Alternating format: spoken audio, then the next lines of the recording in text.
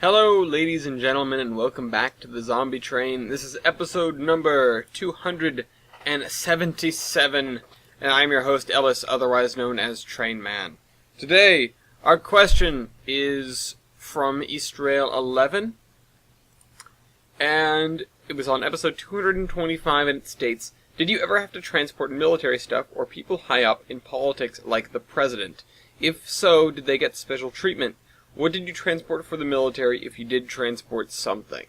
So this is kind of a multi-pronged question.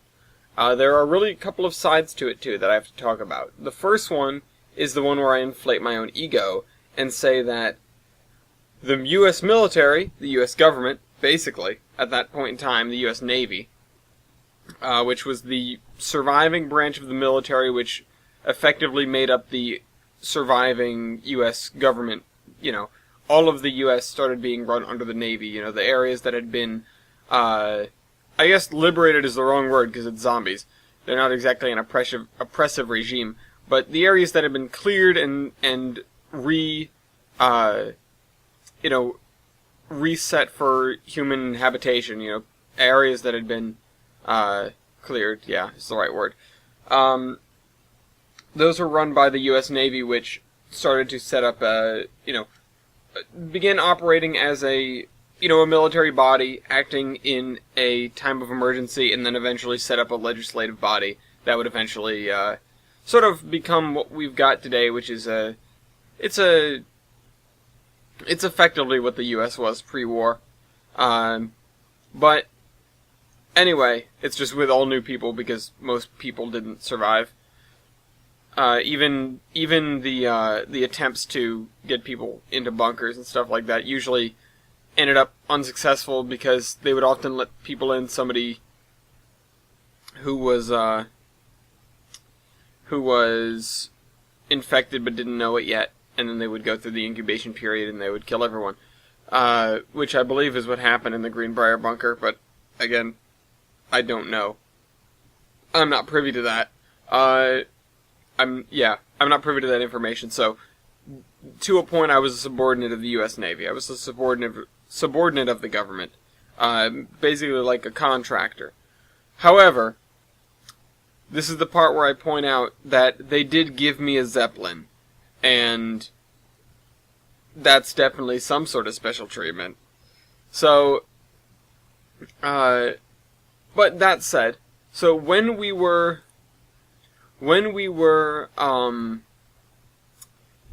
working with them, if we had to transport somebody really important, if we had to transport somebody that important, that's when we would break out the Enterprise to do it. The Enterprise is the dirigible ZTZ-1. I think it was ZTZ-1. Yeah. Zombie Train Zeppelin. Yeah. And the reason we didn't use it often is A, because it consumed a lot of gasoline, because it's got engines that run on that, and B, because it's a helium balloon, and helium is difficult to come by. There was a national stockpile of helium, but a lot of it got used up in the creation of the D-Corps, which is the dirigible corps, which is something that the Navy started putting together after they realized how effective airships were against zombies because of how quiet they are and how they can basically just be a floating gun platform that zombies can't touch. As well as they can do supply drops and not have tons of zombies chasing it along the ground because, as I said, it's very quiet. They built me the Zeppelin. Well, they were building this one large Zeppelin. It was I say was like it doesn't exist. It still is the flagship of the Zombie Train Incorporated. Not that we really do very much anymore. But by the size of the old Akron class ships, those are 1930s era, and it did come with these scout planes. So they were, as far as I understand, they were building it in order to have this shining spotlight of the D-Corps. And then they realized that they could probably get by with a lot of smaller ships, a lot of smaller airships, and not one very large airship. And they decided to gift it to me in exchange for my assistance in operating the Zombie Train Incorporated. which I thought was a great idea because I was more than happy to receive a Zeppelin. Which technically, not a Zeppelin, because Zeppelin is a brand name. It would be a dirigible, just a rigid airship. So, we had that when we did have dignitaries, when we did have admirals or generals, or important politicians, when we started having a political system again. We would often use the Enterprise to get people from one coast to another. We did have a couple of very nice rail cars that we didn't tear out the insides of to turn into just cars that could seat as many people as possible. And they were often used for those kinds of people. As well, these were, the thing though is, I was about to say these were special trains, but they weren't special trains, they were just given high priority. They would still be tied into a train that had everything else attached to it, whether that be supplies, food, weapons, other people, whatever. We only had so much motive power to go around, and even if we did have a fancy private car for them, fancy first-class car for people to ride in, which we did, and like I said, we had a couple of them, we didn't have the motive power to make a private train. So, there weren't these super special moves with one or two cars gallivanting across the country most of the time, because it made so much more sense for us to just tie them onto an existing train that was already heading in that direction. If somebody was going somewhere, there was already a train heading there.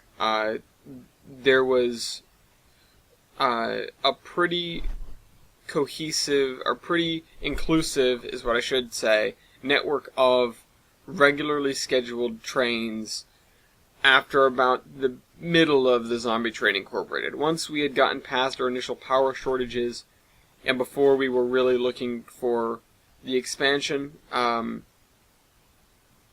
and before the military really got that far east, we had pretty much free reign over what we were doing in 2/3 of the country, and so we tried to set things up so that it worked with the groups of survivors that we knew. It touched on the industrial centers that we knew we could use for materials and supplies, and it got to areas that could get us raw materials like clay for bricks, or iron for steel, coal for our locomotives and stuff like that. We had a pretty good network, and that network it got more robust when the military crossed the country. It got a little bit more robust, but it was less and less run by us. Underneath the military's umbrella, the Zombie Train Incorporated wasn't really necessary. They had their own supplies, their own people, where they could run a lot of the things themselves. And while we were of use, we sort of saw the writing on the wall as soon as the Army really started picking up speed. And by the Army, I mean the Navy. So I guess that's the Marines. Picking up speed, crossing the country, and they didn't seem to need us a whole lot in the areas that they had left behind. But that was only really in the population centers, so we were running supplies behind the Army lines.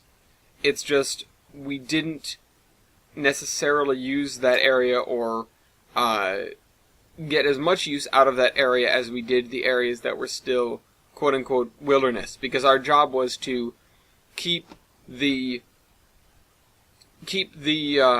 economy alive, sort of breathe some life into it in the areas that were still infested, get some food to some people, stuff like that, and get commerce going so that when the military got there, they didn't have to do that themselves. So, a lot of the times I've sort of talked up the role of the zombie train when a lot of the time we were doing a lot of these runs, but we were doing them in the areas that weren't built up yet. Once the Army captured a city and they established a new line, like they had the Rocky Mountains for a while and they started moving across the plains, once they started getting across that way, we didn't go behind their lines very often.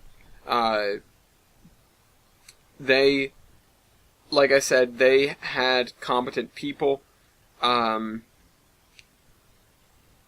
and they knew what they wanted more than anybody else. So that did change, though.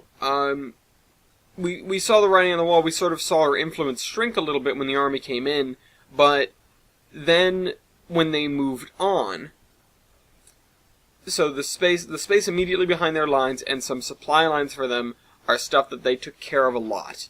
They did that job, and they did it fairly well. They needed us sometimes, but not always. Most of the time, what they needed us for was just to provide some equipment and provide some people, and they would be the ones dishing out the orders. But once they got far enough, there would be areas where they weren't really actively working anymore, and so then we came in again.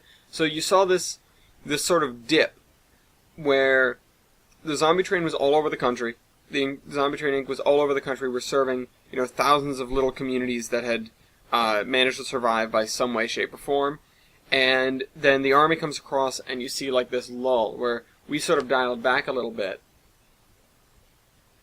And we knew that was coming, so that's why we were looking at, okay, well, we probably want to get some oil in here, get some refining going on, so that once they cross the whole thing, we can move into a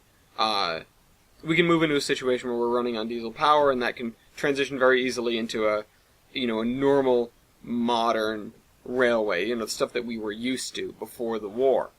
And so that was one of our main motivators. We had this motive power shortage, and I've played that up in the past, but while we had this motive power shortage, the biggest issue was that, hey, we don't really, we aren't really going to be running the way that we are running once they take over. Now, it started slow. We didn't really get all the refining going when we finally got people that knew how to work that stuff.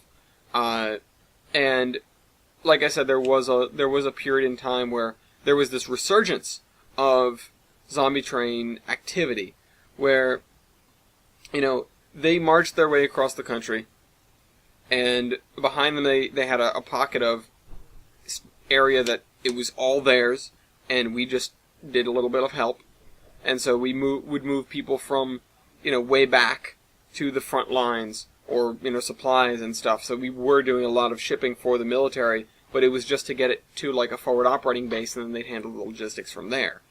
And but the thing of it was, as they moved farther and farther,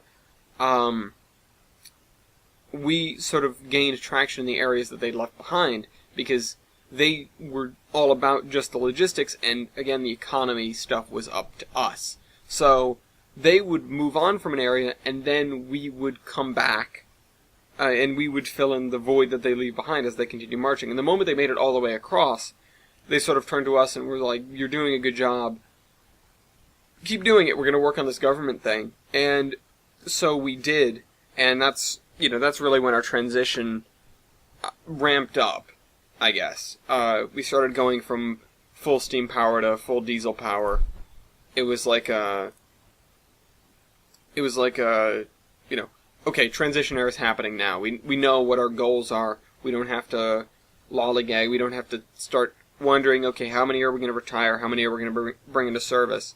It was like, oh, we can, we have the country to play in. That's fine. Okay, we'll just, all right, it's diesel time. And, that changed that. And I've never really put a date on it before. I've never really talked about that so directly. But that's just the order of events. We were huge, and they had the Rocky Mountain border, and they weren't really pushing, and so we were able to really build up, sort of build up steam, so to speak, and take over, or get in control of pretty much everything east of the Rocky Mountains and some of the stuff west of the Rocky Mountains. And then they started moving, and we sort of dialed back, except in the areas that they hadn't touched yet, or were behind, like way behind their lines. And then once they had taken over the country effectively, once we had cleared the whole place, then they stopped effectively cluttering everything up with their logistics, and we could take center stage again.